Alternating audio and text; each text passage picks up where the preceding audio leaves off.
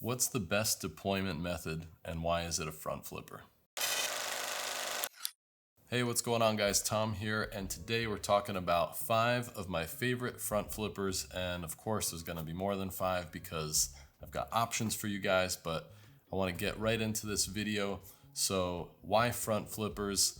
Yeah, I know it's kind of like a little rage bait of an intro, but it's true. I really do think that front flippers are one of the best deployment methods, if not the best, at least aesthetically. Maybe not logistically and physically to open the knife, even though a lot of people might agree and a lot of people might disagree, because I've had plenty of people come up to me at Blade Show and say that they just can't open front flippers. But I think if you just give them a try and get one and just mess with it for even just a half an hour, you'll get the hang of it, and then all of a sudden you'll be hooked and you'll be buying all kinds of front flippers, because they're a lot like any other knife where you just kind of have to build up a muscle memory.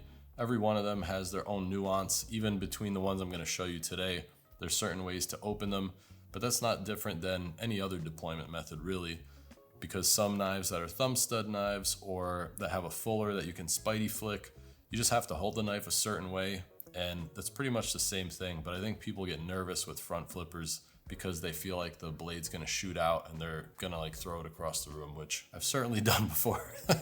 And if you're not comfortable with a front flipper, maybe wear some closed-toed shoes, maybe do it over a carpet. Don't do it around expensive stuff that you're gonna break. But yeah, no, seriously, I think if you can just mess around with one, borrow one from a friend, I think you'll really like it. And I'll have some suggestions at the end of what you can try if you're not interested in these, or if these are out of your budget.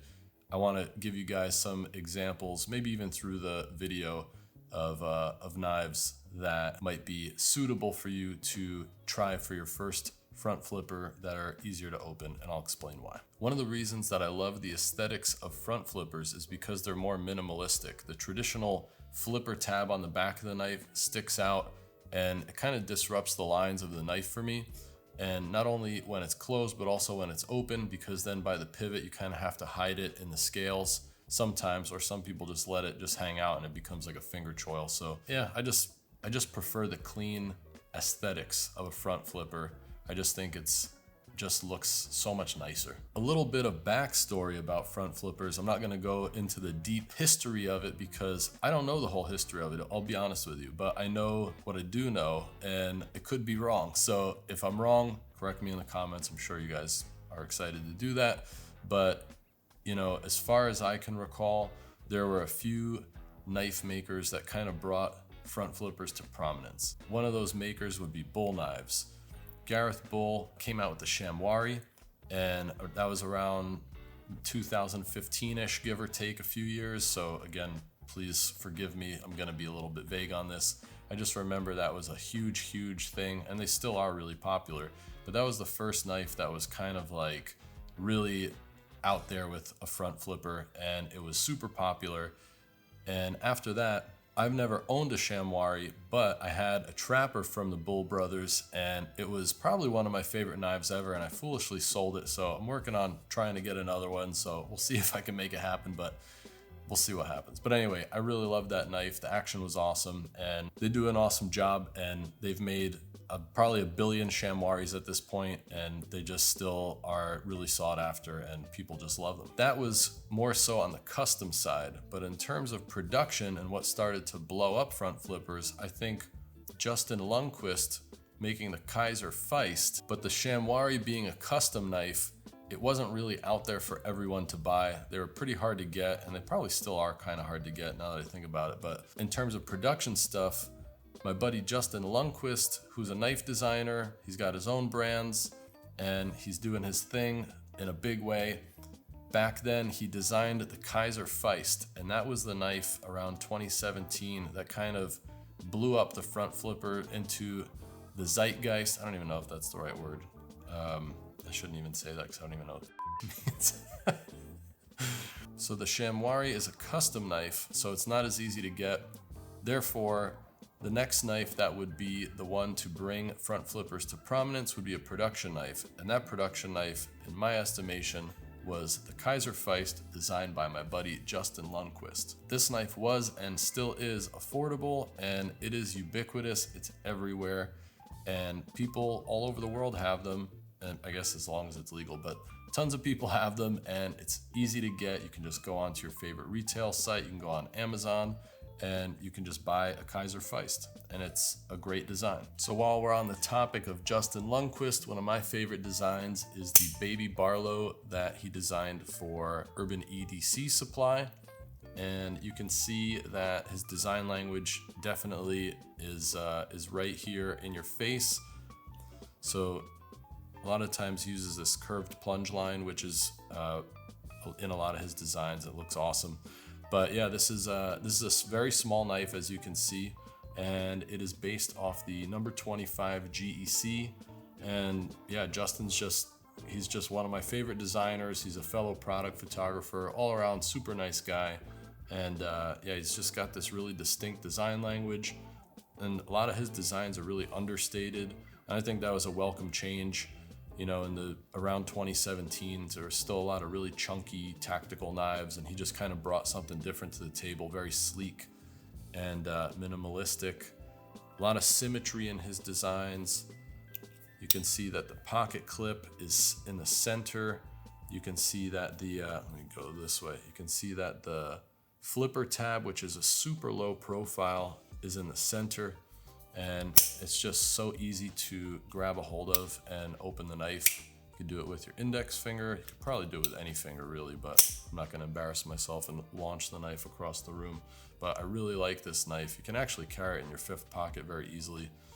The reverse tanto blade has a fuller on it, which gives it a modern look. Obviously, this knife being based off the GEC 25, it looks completely different than it because it's not an old school style knife like that. It's got all titanium scales. This came in a bunch of different variations as well. And I think NotoriousEDC still has something from the Baby Barlow line in stock last time I checked earlier today, so go take a look. But anyway, there's milling on the scales here.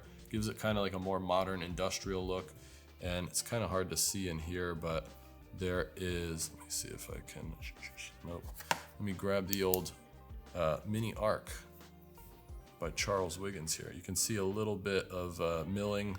There's a lot of milling. You can barely see it with this shot is what I'm trying to say. There's a lot of milling for weight relief in the show side scale here, which is awesome. This knife weighs in at a whopping 1.9 ounces, which is insane. And yeah, the inset here, inset lock on the lock bar has that little milling in it to give a little texture. So it just feels good when you close it. And it looks nice as well.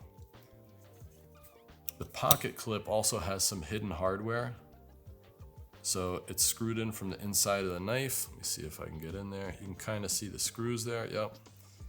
That way they don't snag on your pants when you put them in your pocket, which a lot of knife makers could take note from. So Justin knows what he's doing. I really love his designs. And if you don't want to spend the money on this, and I don't even remember if this one's still in stock, but another design from Justin is the Civivi Lumi, which is an amazing knife, slightly larger than this one. And by the way, let's get a little small Sebenza 31 size comparison here. So yeah, there's your small Sebenza. So yeah, the Civivi Lumi is one that you can check out. What else do we have here? We have the We Knife Eidolon. Justin likes to make a lot of names that are hard to pronounce. I don't know why. I think he's just trolling everybody secretly. This knife's really cool. Just a little quick overview. It's an integral G10. There you go. And just a dope ass knife. You can see that plunge line again, and his blade shapes when he does these kind of drop points have this similar vibe. Big hollow grind. Just looks great with the swedge. Awesome design. But yeah, We Knife and Civivi. You can see it's a big size difference there. I think the Lumi is kind of in between these two sizes. The Lumi's awesome too. So that's the Baby Barlow by Justin Lundquist for NotoriousEDC supply. And Justin, speaking of having names that are hard to pronounce, he's got a brand with the next guy on the list here called Nautilus. And that guy is no other than Esnyx, aka Evan Nicolaides. And Evan is one of the most savage knife makers on the planet. He is absolutely killing it right now. Rumor has it, he travels to all the knife shows with an empty suitcase because he knows he's gonna stuff that bad boy with trophies from all the awards that he wins at every single knife show. He's been making really insane custom builds, sportsman models that just have like, you know, tons and tons of implements and tools and knives and all that. He makes toothpicks out of Westinghouse micarta and ivory and unicorn horns and all that. He's a savage. So let's take a look at one of his knives. So right here, I've got the Beer Buster Junior front flipper, and I'm gonna show you why it's the Junior right now. I have the adult version, the non-Junior. You can see the size difference is pretty substantial. And it kind of just depends, you know, what size you like for a knife, but they're very similar. Obviously it's the same design, but let's get into the Junior and I'll walk you guys through why I think it's so cool. So Evan's production stuff is called the Silver Line, as you see lasered on the tang there, and Riot's making these, so you know the quality is outstanding. And these are basically just like a super modern traditional vibe. They're just really nice. They're just really well done. You can see it's got some pocket time there. I got a little lint in that sharpening choil. One obvious thing that you'll see that looks kind of bananas on this knife is this bottle opener, and that's exactly what it is. It looks like a bottle opener because it is a bottle opener. There you go, you can see it there. That's why it's called the Beer Buster, because it busts beers, guys, and probably Topo Chicos too if you don't drink. But yeah, I love this this bottle shield in the knife. It's really cool. One of the things I also really like about this knife is the swedge. Kind of gives it a more aggressive look when it kind of swoops down right there. But yeah, man, this is an awesome, awesome knife. We got a liner lock here. Actually, this is what I was gonna suggest. If you're new to front flippers, I would go with a liner lock because, or a bolster lock, especially if you're into smaller knives like me, sub 3 inches.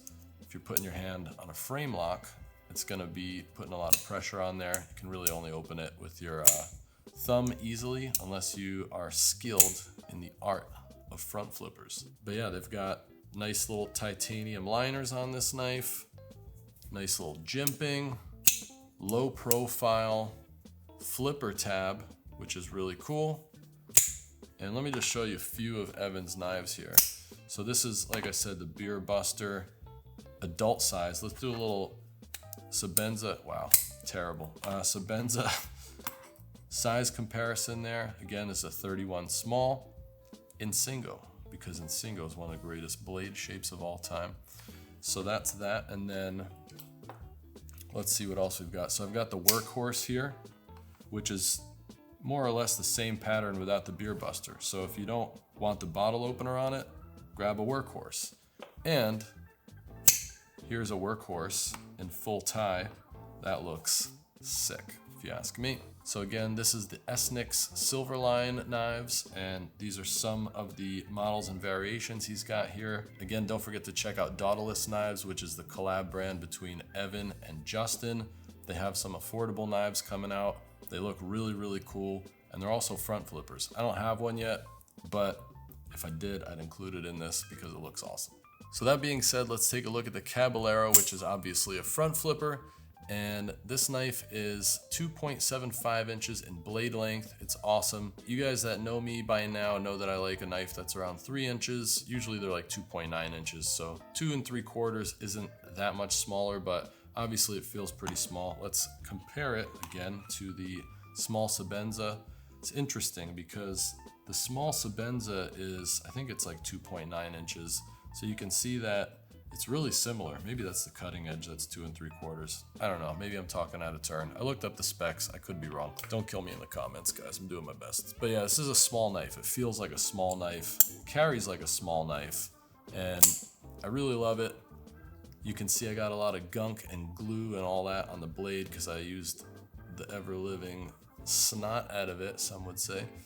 But let's take a quick look at the features on this knife. So this knife has a pivot collar, has pivot collars. There's one on both sides, obviously, but Yeah, the pivot collar is a nice little aesthetic touch. It's got a nice swedge.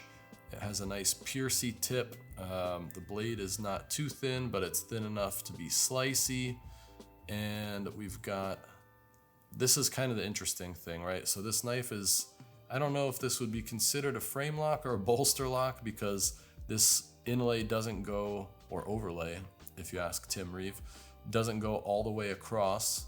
So I don't know what to call it, but the good thing is with a knife this small, it stops you from putting pressure on the lock bar, so you can easily flip it open and you don't have to worry about, you know, putting pressure on that lock bar and interrupting your deployment of the blade.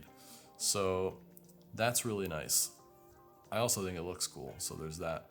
There is a stainless steel, geez, I couldn't even think of the word. There's a stainless steel lock bar insert in there, so that prevents any lock stick from the lock bar, which is really nice. It's always a nice touch to have that in a knife. And one of the really cool things about this knife is the, I would say that's hidden, I guess, from the front view, but yeah, a little hidden lanyard pin if you want to throw a lanyard on there or throw one of your favorite beads on there, if you're into that. But yeah, it's a great little knife. I really dig it. I would love to see it in maybe a Warney. I see that this this handle shape kind of is a reverse of this drop point, so it kind of has a nice symmetry to it. But if you had like a Warney, it might have kind of that same Richard Rogers arc vibe, which I think would look really nice for this knife. Or maybe, like I said, well, I don't remember if I said it, reverse Tonto would be really cool. Man, it's just such an awesome knife. Really fun to open, really cool. And then this, if you wanted to just see another X series knife, this is a knife I've had for many years. This is the Raptor, really cool knife. And the blade is stonewashed black PVD, so it hides wear really well. I've used this thing like a lot. I don't even know, you can see some nasty little dust in there. But yeah, I've used this knife a lot. Carried this knife a lot. Super cool. One of many designs that Enrique has released through the X series line. I highly recommend checking him out. And if you're into custom slip joints, you probably already know who Enrique is, but if you don't, you should find out, because he's one of the best to ever do it. One of the most consistent knife makers from year to year, knife to knife. And I really love his stuff, and he's a great guy. And he's one of the reasons that I'm even in Tennessee doing this for a living. So shout out to Enrique. You're a good man. Thank you, Enrique. Next up is the Benny by Jack Wolf Knives. So Jack Wolf Knives is owned and operated by my buddy Ben Belkin. Ben is a very big slip joint collector. He has a lot. If you ever lost one in the seat of your car, you know, in between that awkward space where things never return from, it probably ended up at Ben's house, because this dude's got a lot of slip joints. Not to throw him under the bus, but he's got a sick collection. Anyway, Jack Wolf Knives has pretty much released a zillion modern traditional slip joints in the past few years, and they've been coming out consistently with a lot of really cool stuff, and not just the same, you know, covers and colors and all that and configurations over and over again. He's not scared to put some color in his knives or use some crazy looking covers, and I think that is really, to me, appealing as someone who's collected knives for 10 years. And I get kind of bored of seeing gray titanium over and over again, even though, much like my sneaker collection where I have X amount of sneakers, I always go back to the same pair, and I always usually go back to just gray titanium. But I do like buying stuff with a little color and having some color in my collection now that I've kind of been through it for a decade. Before we get into the knife, I want to show you guys the packaging. I'm not really a packaging guy, but the heavyweight belt lies with Jack Wolf Knives when it comes to packaging. So if you guys know about GEC, Great Eastern Cutlery, their knives come in tubes, and the knives are wrapped in like a wax paper. So Ben has a nice play on that. You can see the Benny, and he's got an illustration of himself there, which is amazing. He's got a mullet blowing in some sort of space breeze, and he's just about to light someone's ass up with this glowing knife here. So that's pretty cool. But yeah, so let's open it up. You can see the nice logo on top there, and you're greeted with a POG, so you know that this is designed by an elder millennial like myself, so I can appreciate that.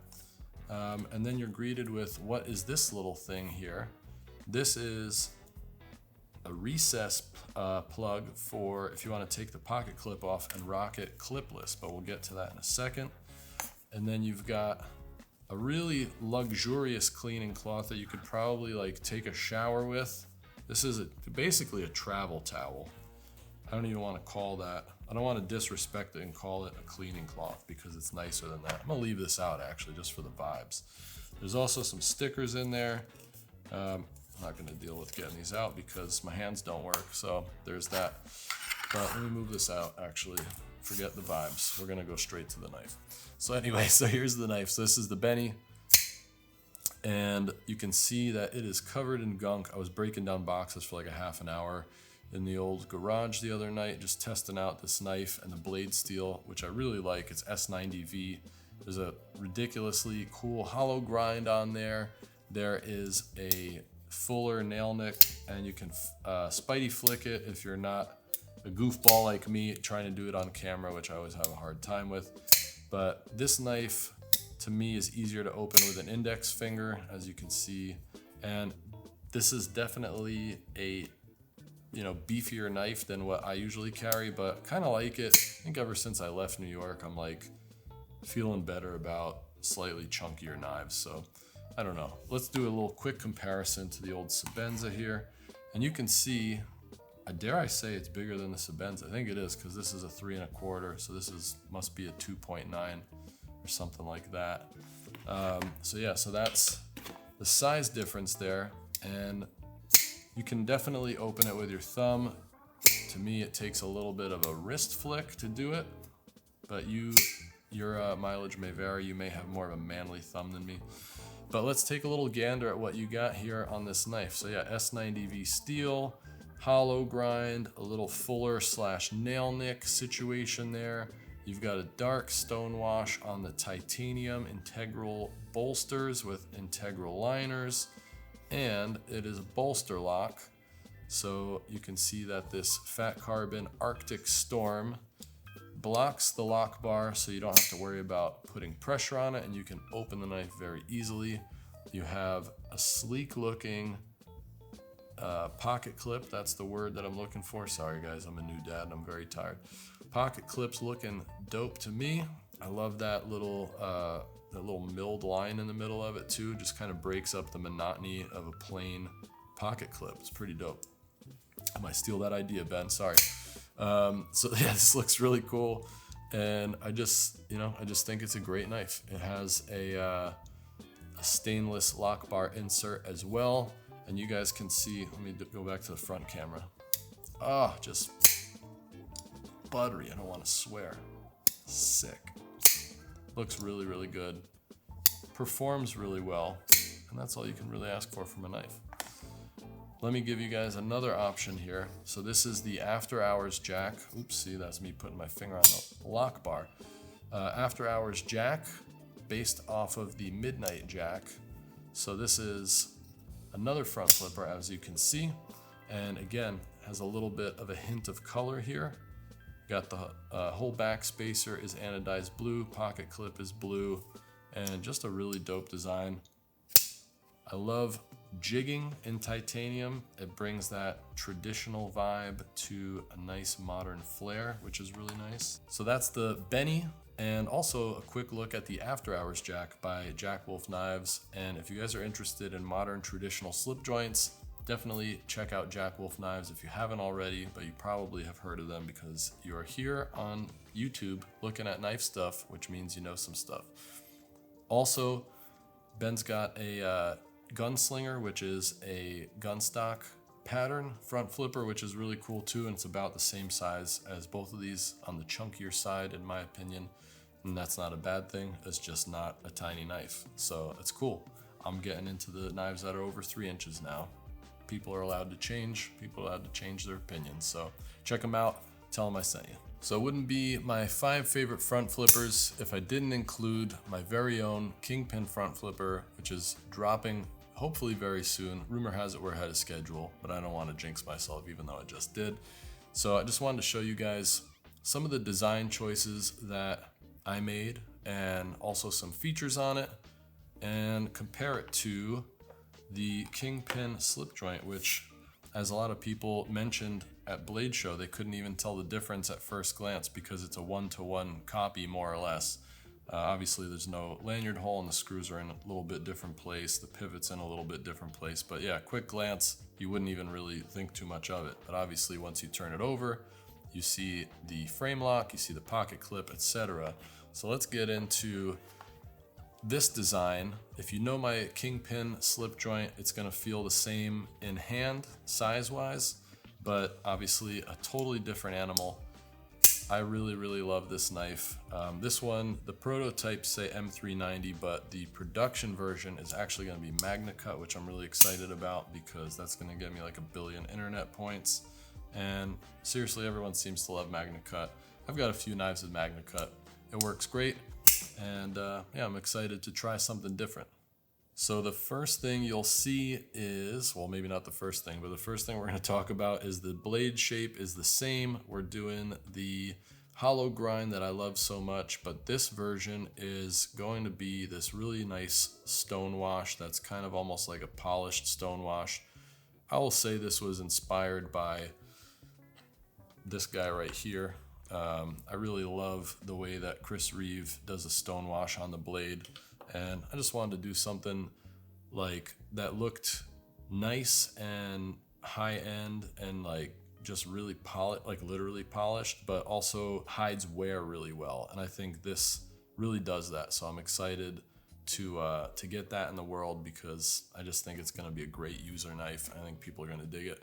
So let's see what else is there to say on this knife. So the pocket clip is something that I was kind of laboring over and agonizing over.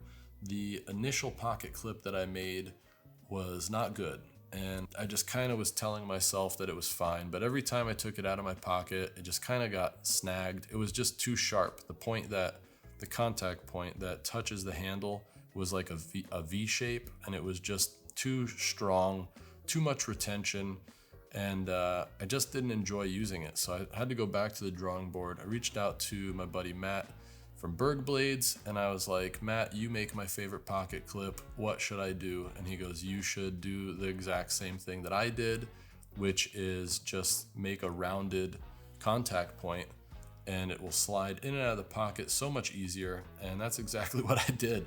So I basically made this nice rounded contact point, and you can still see on the front here there's like a little chamfer there, so it's got a little bit more flavor to it. I didn't want to just do like a plain bump, so it goes in the pocket so easily now. I'm so happy about it. I was asking people nicely to put these in and out of their pocket at Blade Show, and they really enjoyed it. They thought it felt smooth, so I'm super happy with the result there.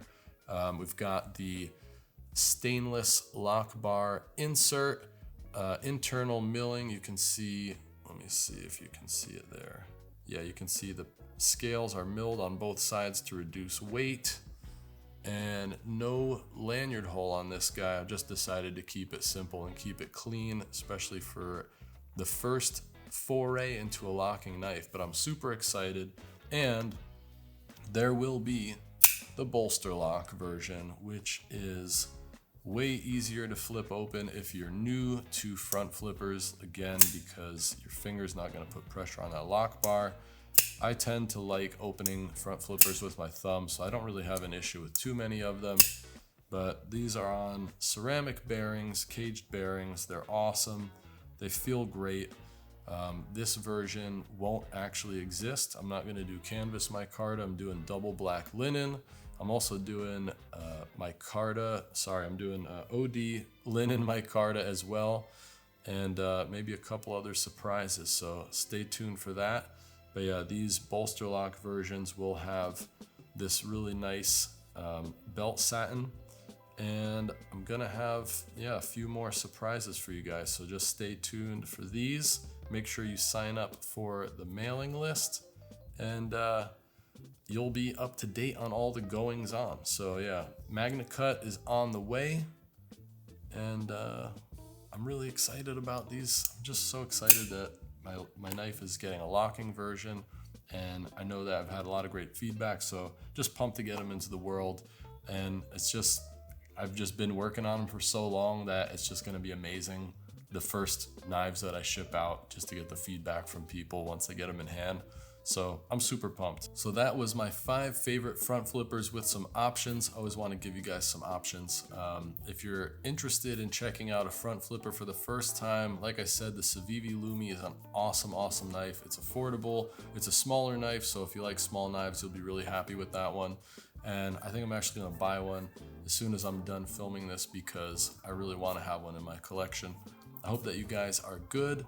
Thank you again for watching this video. I know it was a little bit on the long side, but I just really want to share my philosophies of why I carry things and what I like about these knives and this gear with you guys. I just want to expand on the very short Instagram format, which obviously we're all having trouble even getting our stuff seen there anymore. So this is just a really great place for me to do that. I hope you guys enjoyed this video. I'm looking forward to doing more of these, and I'll see you guys in the next one. Peace out.